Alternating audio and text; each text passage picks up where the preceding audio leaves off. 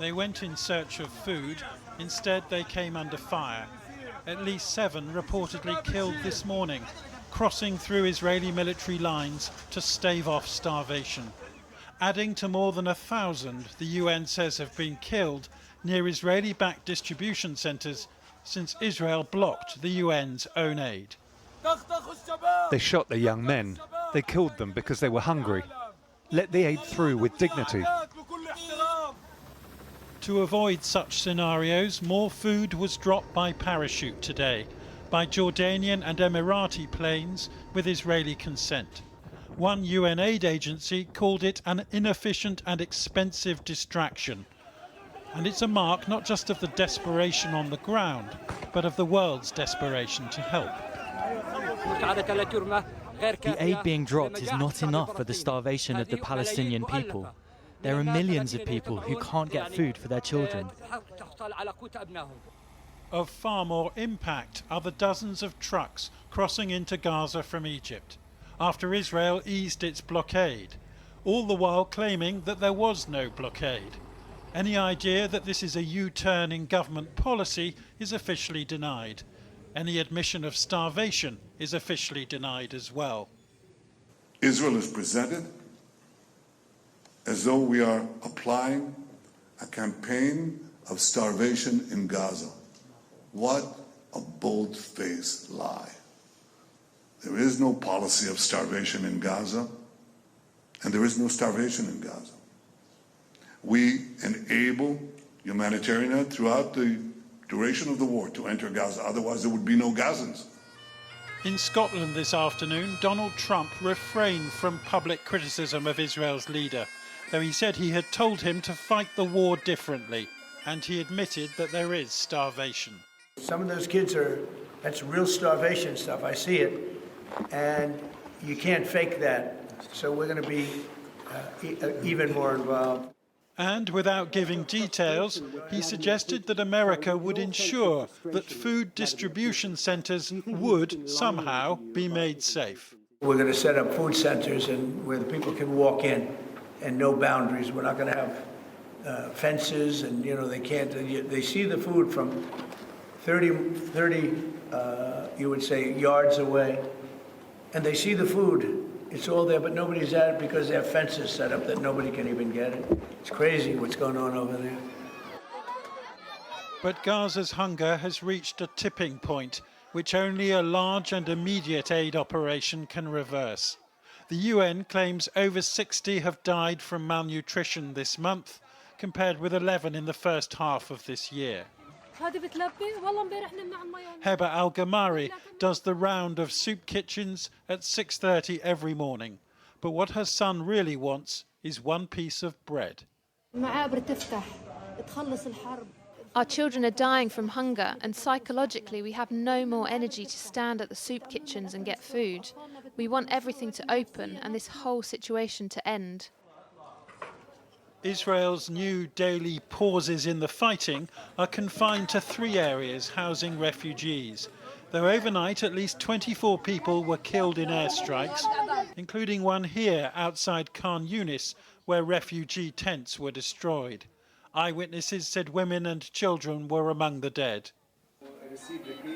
And in a nearby hospital, a newborn baby girl, delivered by caesarean section, despite her mother dying in that airstrike. Soad died herself just a few hours after this video of her was taken. Jonathan Rugman reporting there. Well, joining me now from Oslo is Jan Egeland from the Norwegian Refugee Council. Mr. Egeland, Israel have opened up new ways of getting aid into Gaza. Airdrops, always considered a last resort. We've seen them in the last day or so. This is last resort territory, isn't it? So do you welcome them? Well, a little bit of food airdropped is perhaps better than nothing. But airdrops is for a place like Deir ez-Zor in Syria when the Islamic State was besieging it in the desert. We did airdrops there and we saved lives inside because we couldn't get access from the Islamic State. Israel and its allies the United States, Britain, Germany, France, European Union should be better, really, than they were at the time. There is an easy way of feeding everybody in Gaza. It's a flat piece of land. We can go in with thousands of trucks that have been lined up for a very long time. It's for Israel, the Israeli war machine, to open the border crossings, all of them. Then there will be so much food going in that the desperation of the Palestinian teenagers is not such that they are looting whatever they can see come over. There is a solution to this, and it has not come, and it's not even come yet. I mean, just briefly, if that solution doesn't come, what is your prediction for what is happening in Gaza?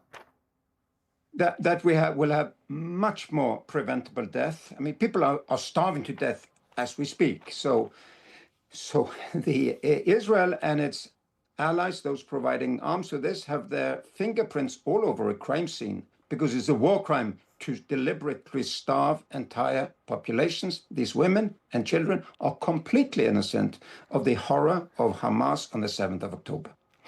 What do you make today of Prime Minister Netanyahu saying once again there is no starvation in Gaza, despite people inside and outside of Israel saying it is time to acknowledge the truth of this? Well, it's the most extreme government in the history of Israel. They have people inside that government who are organizing the settler mafia on the West Bank. It's a very extreme government, really. Don't believe what they're saying. Don't interview these people, because they are not telling the truth. But I think it's now, the ball is solidly in the court of Trump, Starmer, Macron, Merz. They have supported Netanyahu. They need to exert much more pressure.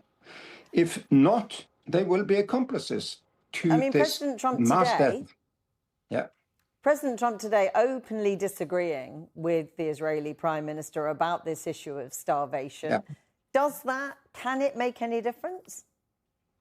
I hope it would. But of course, President Biden said, please give us access. Please do things differently. But it's very clear it's the Netanyahu government that is dominating Washington, London, Paris, Brussels, that have been begging for us to get access for very many months.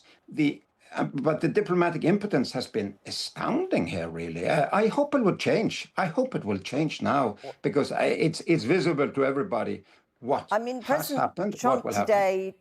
Sorry to cut across you, but President Trump today is also talking without much detail about creating food centres. But at the same time, the United States has just rejected as a publicity stunt a conference organised by the UN, looking forward to the potential for a two-state solution here. So what do you make of that? Well, there is an enormous polarization now between those who want to change the status as it is and push the parties, both the Israelis and the Palestinians, by the way, to make peace, and those who still cling on to supporting the Netanyahu government. For us, what's most important now is that we have aid workers on the ground in Gaza who have been screaming to get supplies in for 150 days and nights, and it's still not coming. The Norwegian Refugee Council is still denied access to Gaza. Okay. Some other agencies are getting it, but we're not. Jan Egeland, going to have to leave it there, but thank you very much. Thank you.